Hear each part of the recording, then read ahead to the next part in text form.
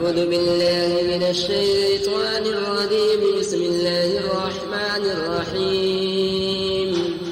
الرحمن علم القرآن خلق الإنسان علمه البيان الشمس والقمر بحسبان والنجم والشجر يسجدان والسماء رفعها ووضع الميزان ألا تطغوا في الميزان وأقيموا الوزن بالقسط ولا تخسروا الميزان والأرض وضعها للأنام فيها فاكهة والنخل ذات الأكمام والحب ذو العصف والريحان فبأي آلاء ربكما تكذبان خلق الإنسان من صلصال كالفخار وخلق الجان من مارج من نار فبأي آلاء ربكما تكذبان رب المشرقين ورب المغربين فبأي آلاء ربكما تكذبان مرج البحرين يلتقيان بينهما برزخ لا يبغيان فبأي آلاء ربكما تكذبان يخرج منهما اللؤلؤ والمرجان فبأي آلاء ربكما تكذبان وله الجمال المنشآت في البحر كالأعلام فبأي آلاء ربكما تكذبان كل من عليها فان ويبقى وجه ربك ذو الجلال والإكرام فبأي آلاء ربكما تكذبان يسأله من في السماوات والأرض كل يوم هو في شأن فبأي آلاء ربكما تكذبان سنفرغ لكم أيها الثقلان فبأي آلاء ربكما تكذبان يا معشر الجن والإنس إن استطعتم أن تنفذوا من أقطار السماوات والأرض فانفذوا لا تنفذون إلا بسلطان فبأي آلاء ربكما تكذبان يرسل عليكما شواظ من نار ونحاس فلا تنتصران فبأي آلاء ربكما تكذبان فإذا انشقت السماء فكانت وردة كالدهان فبأي آلاء ربكما تكذبان فيومئذ لا يسأل عن ذنبه إنس ولا جان فبأي آلاء ربكما تكذبان يعرف المجرمون بسيماهم فيؤخذ بالنواصي والأقدام فبأي آلاء ربكما تكذبان هذه جهنم التي يكذب بها المجرمون يطوفون بينها وبين حميم آن فبأي آلاء ربكما تكذبان ولمن خاف مقام ربه جنتان فبأي آلاء ربكما تكذبان ذواتا أفنان فبأي آلاء ربكما تكذبان فيهما عينان تجريان فبأي آلاء ربكما تكذبان فيهما من كل فاكهة زوجان فبأي آلاء ربكما تكذبان متكئين على فرش بطائنها من استبرق وجنى الجنتين دان فبأي آلاء ربكما تكذبان فيهن قاصرات الطرف لم يطمثهن إنس قبلهم ولا جان فبأي آلاء ربكما تكذبان كأنهن الياقوت والمرجان فبأي آلاء ربكما تكذبان هل جزاء الإحسان إلا الإحسان فبأي آلاء ربكما تكذبان ومن دونهما جنتان فبأي آلاء ربكما تكذبان مدهامتان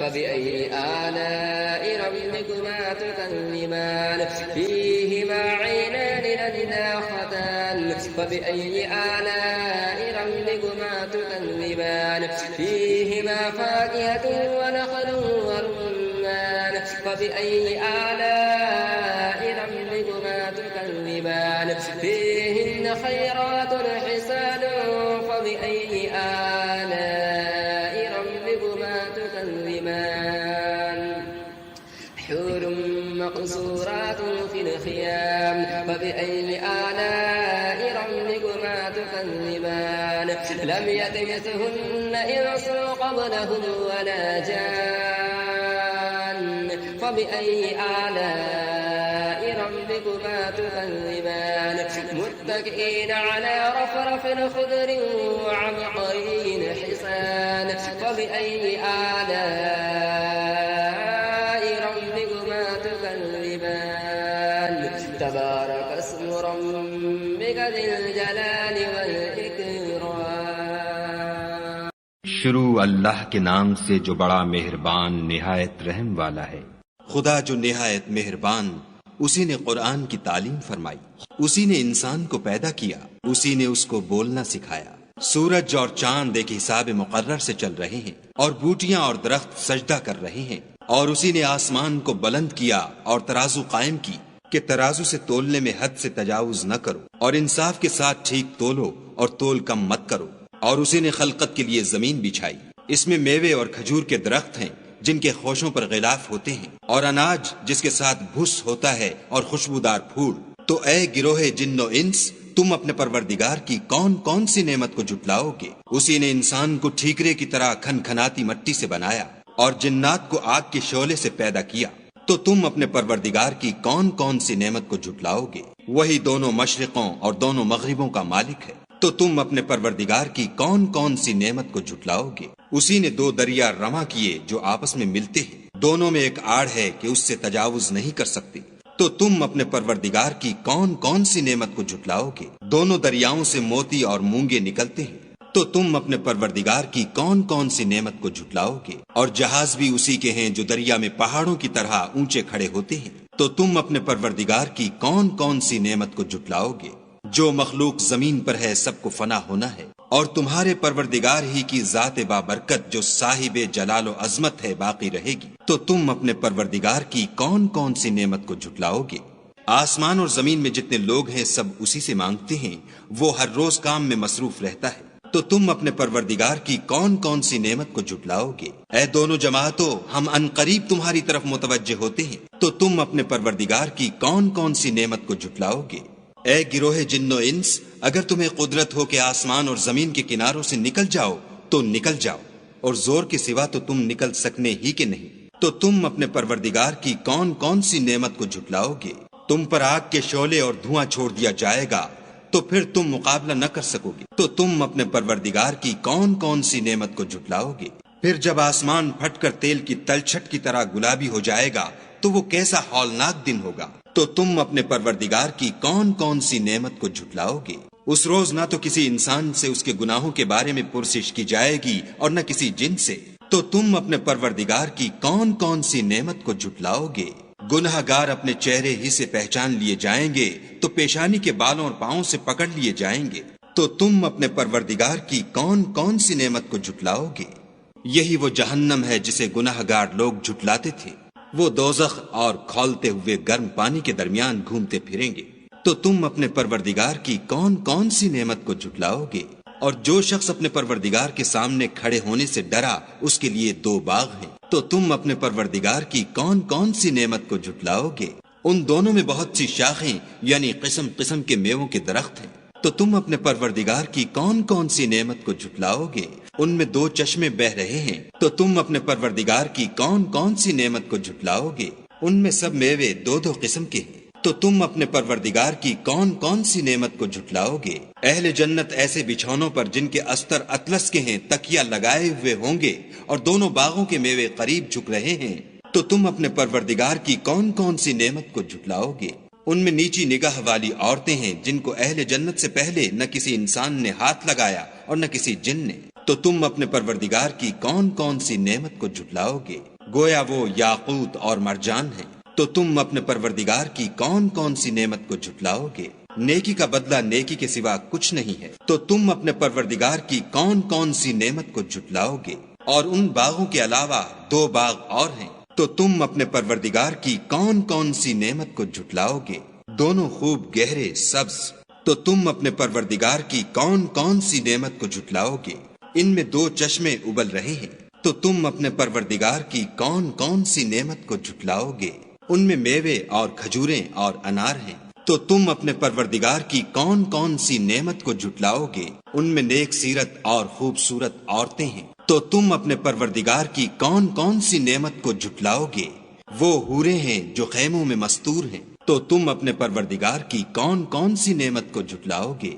ان کو اہل جنت سے پہلے نہ کسی انسان نے ہاتھ لگایا اور نہ کسی جن نے۔ تو تم اپنے پروردگار کی کون کون سی نعمت کو جھٹلاؤ گے؟ سبز قالینوں اور نفیس مسندوں پر تکیہ لگائے بیٹھے ہوں گے۔ تو تم اپنے پروردگار کی کون کون سی نعمت کو جھٹلاؤ گے؟ اے محمد صلی اللہ علیہ وآلہ وسلم، تمہارا پروردگار جو صاحب جلال و عظمت ہے اس کا نام بڑا بابرکت ہے۔